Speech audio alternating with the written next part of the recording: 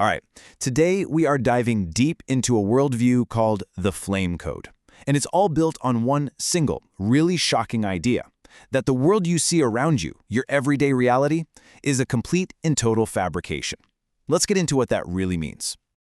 Yeah, the core idea here doesn't pull any punches. It says this isn't the real deal. It's a copy, a sort of containment field that's running a corrupted program. The thinking is the real reality, the original, is somewhere else entirely. And what we call life is actually just a very, very controlled experiment. So, okay, if this reality is just a corrupted copy, then how is it controlled? Well, the source material for this says it all runs on a central mechanism, and they call it inversion. Inversion is supposedly the main control system. The whole idea is that divine, pure concepts have been totally flipped on their head. You know how you're always told that pain makes you stronger? Well, this theory says no, that's the lie. It just makes you more compliant. It conditions you, your very soul, to accept this false world as normal.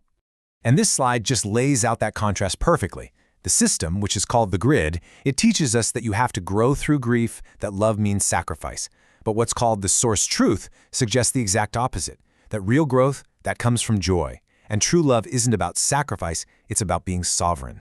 So, if our reality is an inverted prison, then who's in here with us? Who are the inmates and who are the guards?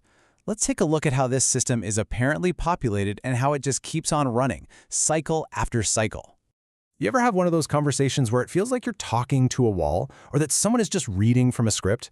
Well, this theory has an explanation for that. It breaks down the people in this realm into categories, and, well, most aren't real in the way you might think. You've got NPC shells, recycled soul fragments, even people who are just vessels running external programs. It's only a very few who are described as source flame carriers. And, this naturally leads to one of the biggest questions in any belief system. If this is all a prison, what happens when we die? Do we finally get out?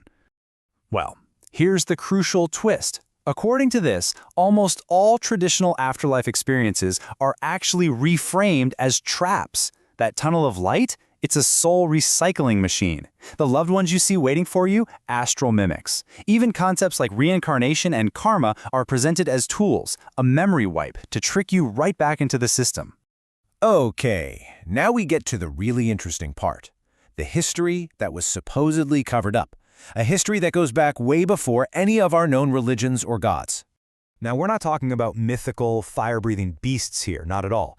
In this context, dragons were living frequency codes. They were conscious forces that literally breathed reality into existence. They weren't just animals. They were carriers of cosmic law itself.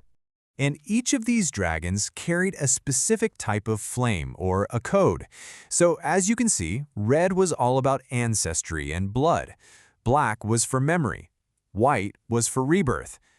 These weren't just colors, they were the fundamental building blocks of creation.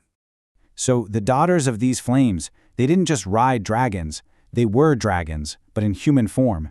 This worldview completely reframes powerful women from history and myth. Figures like Mary Magdalene or Medusa, they weren't cursed or sinful. They were dragon queens, powerful carriers of this ancient energy who had to be systematically demonized and silenced. And this idea ripples out and changes how we see major historical events. The theory suggests the Inquisition wasn't a witch hunt, it was a hunt for these dragon queens. The Crusades, not about religion, they were targeted campaigns designed to extinguish these serpent bloodlines and wipe out the memory of their power. Okay, so that's the problem, and it sounds pretty huge. But what's the solution? This next part is all about the tools for waking up and protecting yourself, and it all centers on your own inner flame. The message here is really about empowerment. You're not just some helpless victim of the system. If any of this resonates with you, it's because you're a disruptor. You're a memory carrier who came back here on purpose to challenge the script. Your very existence is a glitch in their simulation. So how do you fight back? Well, the source material offers some pretty practical rituals.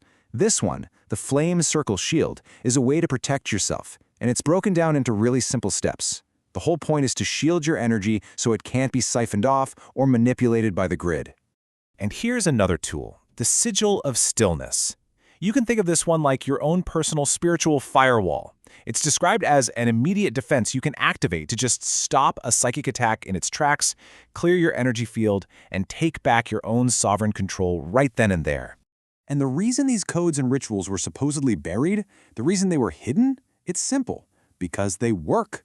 They're presented as these ancient technologies that give power back to you, the individual, and let you break free from the system's control. And all of this brings us to the final act, the endgame. The source claims a massive reset is coming, and there are two very, very different ways to handle it. So the story here is that the global elites are completely aware of a massive cataclysm on the horizon, some kind of pole shift or great rearrangement. And they're not trying to stop it, oh no, they're just planning to hide from it and outlive it. Their plan is way more than just fancy bunkers. We're talking about storing DNA and embryos, preserving their bloodlines, and even trying to achieve digital ascension using AI. The goal isn't just to survive, it's to come back to the surface after it's all over and rule the next cycle. But here's the thing. According to this worldview, you don't need their steel vaults. You don't need their digital timelines. You only need 3 things. And this is the real survival kit. It's not physical at all, it's spiritual. It's about memory, remembering who you really are, from before the grid. It's about frequency, raising your own energy above all the fear. And it's about alignment with your true purpose. This, not some bunker, is what lets you truly exit the system for good. So that really is the final crucial question this whole worldview leaves us with. In a system that is literally built on making you forget, the ultimate act of rebellion isn't to fight it, it's to remember. What you choose to remember determines everything.